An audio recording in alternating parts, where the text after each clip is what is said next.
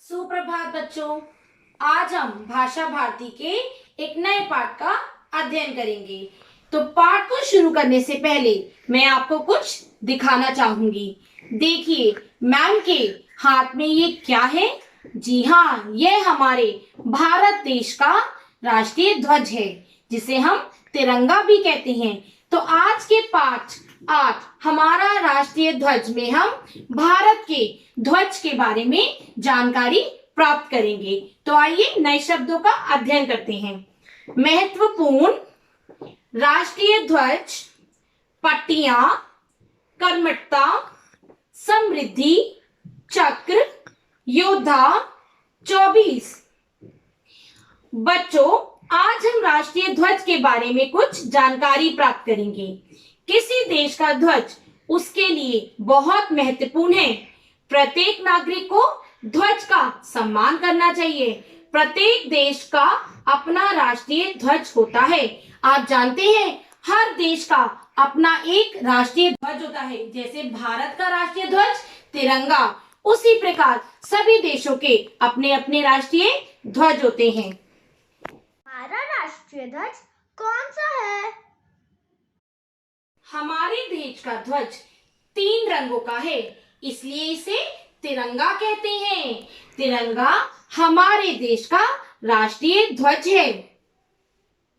हमारे ध्वज में 3 पट्टियां होती है।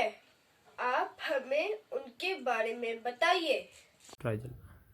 हमारे झंडे में 3 रंग क्यों रखे गए हैं? प्रत्येक रंग का अलग अलग महत्व है।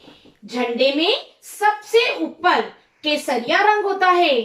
यह बताता है कि हमें भारतवासी वीर हैं। यह रंग वीरता और त्याग का सूचक है। पुराने समय में हमारे वीर योद्धा केसरिया वस्त्र पहनकर युद्ध भूमि में जाया करते थे।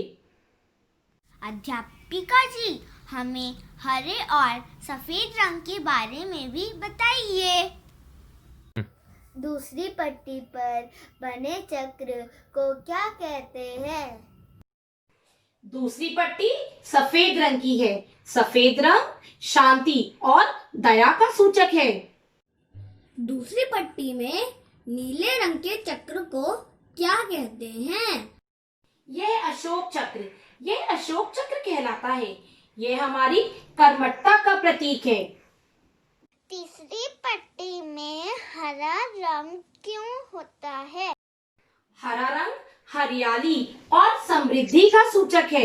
इसी तरह हमारा तिरंगा हमें खुशहाली, प्रेम, शांति, त्याग, वीरता तथा निरंतर विकास का संदेश देता है।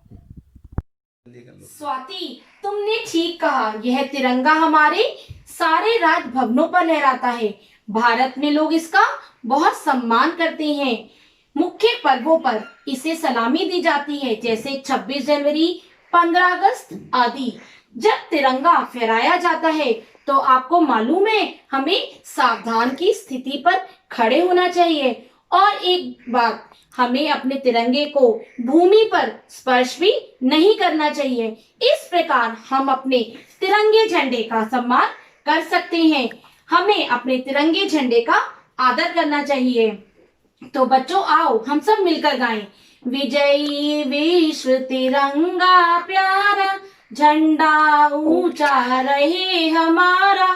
तो बच्चों, मैं आशा करती हूँ आपको इस पाठ में समझ आ गया होगा कि हमारा तिरंगा झंडा हमारे लिए, हमारे देश के लिए कितना महत्वपूर्ण है।